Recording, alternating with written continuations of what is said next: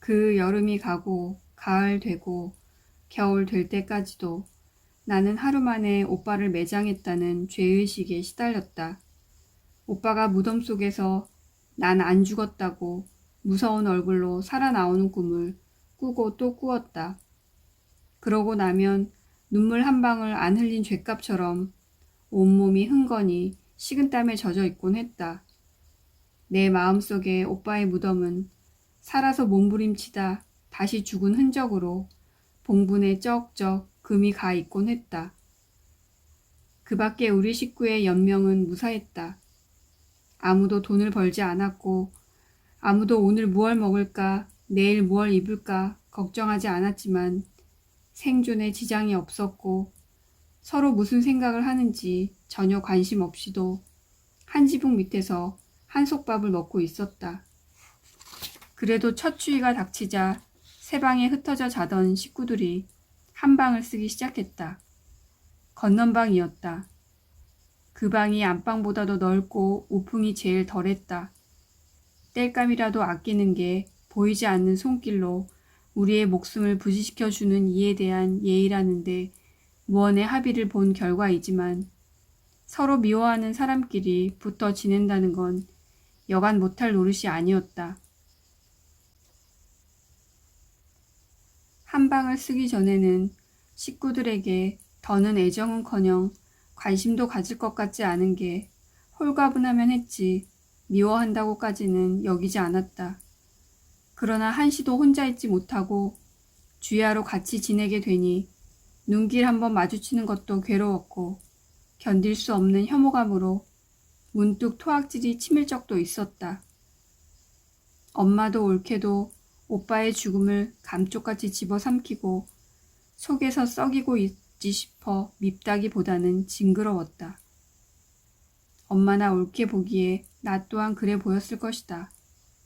제대로 이해를 안 갖춘 장래의 후유증은 이렇듯 우리 식구 안에서 불안에 불안을 거듭했다. 만약 어린 두 조카가 우리 세 사람 사이에 없었다면 우리는 결코 가족으로서의 외형도 유지하지 못했을 것이다. 그런 뜻으로도 엄마와 나 사이에 찬이가 눕고 나하고 올케 사이에 현이가 눕도록 자리를 까는 것은 상징적이었다.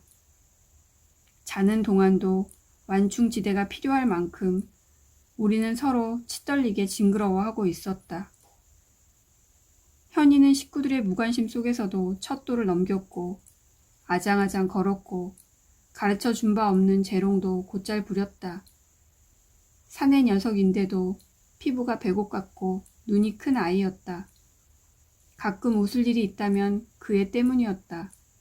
그러나 소리내어 웃다가도 서로 눈치를 보면서 허둥지둥 그 그림자처럼 침침한 무표정으로 돌아가곤 했다. 그럴 때마다 우리 식구를 묶어주고 있는 증오보다 더 강한 어떤 약속 같은 걸 의식하곤 했다. 말로 맺은 바는 없지만 오빠의 죽음을 전후한 그 그림자 같은 생존 방식에 우리 식구는 아직도 확실하게 묶여 있었다.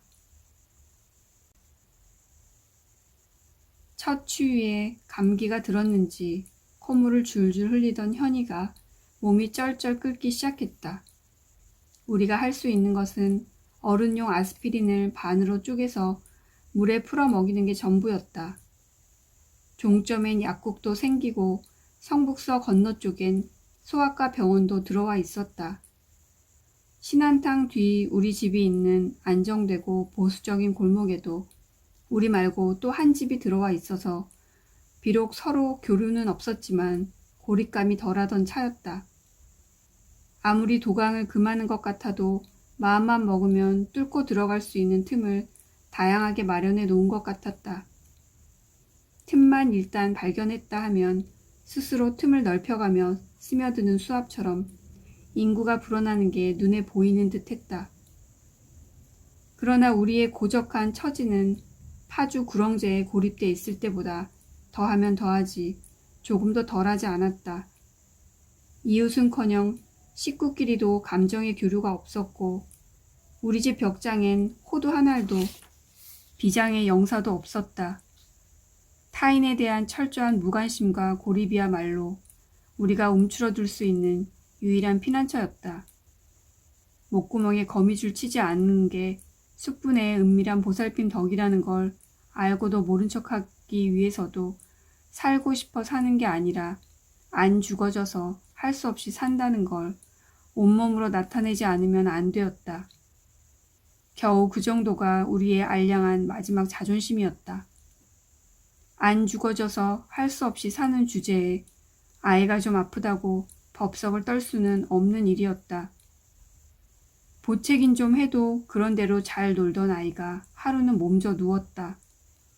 2살짜리가 정신을 못 차릴 정도로 아프다는 건 보통 일이 아니었다.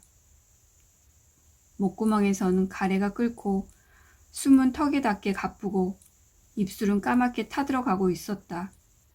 머리를 만져보다가 나도 모르게 40도가 넘을 것 같다고 얼뜬 비명을 지르고 말았다. 어린 목숨이 참아낼 수 있는 한계에 다다른 것 같아 무서웠다. 그렇죠? 분명히 40도가 넘죠? 올케는 마치 40도가 넘기를 기다렸다는 듯이 이렇게 부르짖더니 아기를 손 포대기에 둘둘 말아 안고 쏜살같이 밖으로 달려나갔다. 엄마는 호두 한 알, 영사 한 숟갈의 준비성도 없는 주제에 그림자처럼 피도 눈물도 없는 회색빛 무표정을 허물어뜨리지 않은 채였다. 폐렴이래요. 오늘 밤이 고비래요. 주사를 거저로 놔주었어요. 저녁 때 한 번 더 데리고 오래요. 항생제를 시간 맞춰 놔야 된대요.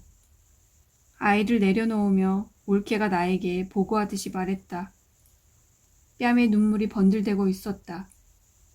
시간 맞춰 또 한 번 데리고 가서 주사를 맞췄지만 의사는 오늘 밤이 고비라는 말밖에 시원한 소리를 안 하더라고 했다. 주사를 2번씩이나 맞았는데도 열이 잘 안 떨어져서 올케는 밤새도록 머리맡을 지키며 찬 물수건을 아이의 이마에 갈아대고 있었다. 올케를 좀 눕게 하고 내가 머리맡을 지킬 때였다. 아이의 숨결이 어찌나 가파른지 나는 아이의 입 가까이 내 입을 대고 그 숨결을 빨아들이는 신웅을 하면서 속으로 아이의 병이 나에게 한박 옮아오길 빌었다. 옅은 잠에 빠졌던 올케가 눈을 뜨더니 무슨 짓이냐고 물었다. 이 아이 병균을 옮겨받고 싶어 그런다고 했다. 나는 다만 병든 아이를 위해 아무것도 해줄 수 없다는 것을 참을 수가 없어서 그런 것뿐이지. 그런 비위생적인 행동에 정말 효험이 있다고 믿는 건 아니었건만 올케는 벌떡 일어나더니 자기도 그렇게 해보겠다고 했다. 우리는 번갈아 가며 아이의 뜨겁고 가쁜 호흡을 열렬하게 흡입했다. 날이 밝으면서 아이는 열이 내리고 눈을 뜨더니 물을 찾았다. 아침에 다시 병원으로 아이를 업고 갔다 온 올케는 고비를 넘겼다고 하더라면서 우리 돈 벌면 제일 먼저 그 의사 은혜부터 갚아요 했다. 돈 벌면 소리를 그녀는 충분히 뜸을 들여가며 했음에도 불구하고 내 귀에는 벼락 같은 충격이 되었다. 그동안 근숙이 언니네는 식구들이 다 돌아와서 그 큰 집에 빈방이 없을 정도로 북적대고 있었다. 양친 부모에다 결혼한 오빠, 올케, 조카들만 해도 대식구인데 시집간 새 언니들까지 자기 집 놔두고 친정집의 이 구석 저 구석을 차지하고 있었다. 시집간 언니들이 그걸 원해서가 아니라 노부모가 전쟁이 끝날 때까지는 마음이 안 놓여 가까이 끼고 있고 싶어 하신다는 거였다. 그래서 피난도 대부대가 함께 다녔지만 여러 남매 중 하나 남은 미혼인 근숙이 언니는 그렇게 엉겨 사는 게 도무지 마땅치가 않은 듯 했다. 근숙이 언니나 나나 한창 혼자만의 시간, 혼자만의 장소가 필요한 나이였다. 그 언니가 피난지에서 먼저 돌아온 것도 가족 선발대로 파견된 것처럼 말했지만 실은 무단 이탈이었나 보다. 정부가 환도도 하기 전에 그 겁 많은 대부대가 돌아온 것은 자기가 불러들인 것과 마찬가지라고 했다. 근숙이 언니는 그런 노부모를 너무 욕심이 많다는 식으로 말했다. 그러나 나 보기에는 끝없이 무조건 품으려는 그분들의 넉넉한 인품 때문에 이 난리통에도 그 많은 아들딸과 손자녀들 중 단 한 명도 다친 사람이 없는 게 아닌가 싶었다. 알고 보면 그것도 일종의 시샘일 터였다. 내가 웬일이냐? 우리 집에 다 오고. 근숙이 언니는 둘이만 조용히 들어앉을 방이 없는 걸 자기 잘못처럼 미안해하며 큰언니네가 쓰고 있는 사랑채로 끌고 나갔다. 조카들이 슬금슬금 자리를 피해줬다. 근숙이 언니가 나를 고약한 부스럼 다루듯이 조심스럽게 군다는 게 느껴져 쓸쓸했다. 못 찾아봐서 미안하다. 잘 지내지? 오빠가 죽은 걸 안 알려줬다고 제일 섭섭해한 것도 근숙이 언니였다. 그녀는 나더러 상종 못할 독종이라고까지 분개를 했다. 말은 그렇게 하면서도 그 후에도 나한테 잘해주려고 애썼는데 내가 그걸 받아들이지 못했다. 나 혼자 그랬다기보다는 우리 식구 모두의 타인을 밀어내는 듯한 태도에 부침성 있는 그녀도 제 풀에 나가 떨어진 것과 다름없었다. 우리 식구는 고작 그런 일에 그렇게 뜻이 잘 통했다. 나는 사람 사는 집다운 이 집의 북적거림과 함께 그리움 같은 게 은은하게 퍼져오는 걸 느꼈다. 대충. 걱정 많이 했어. 굶어 죽었을까봐? 무슨 말을 그렇게 하냐. 미안해 언니야. 돈 벌고 싶은데 무슨 방법이 없을까? 오면서 보니까 도남시장에도 거의 빈 가게가 안 남았더라. 더는 위로받고 싶지 않다는 고약한 심보가 도져 이렇게 단도직입적으로 말했다. 장사는 안 돼, 넌. 그건 도장장이가 확실하게 도장 찍어줬잖아. 근숙이 언니 또한 직설적이었다. 나는 감추었던 전과가 들통난 것처럼 머쓱해지고 말았다.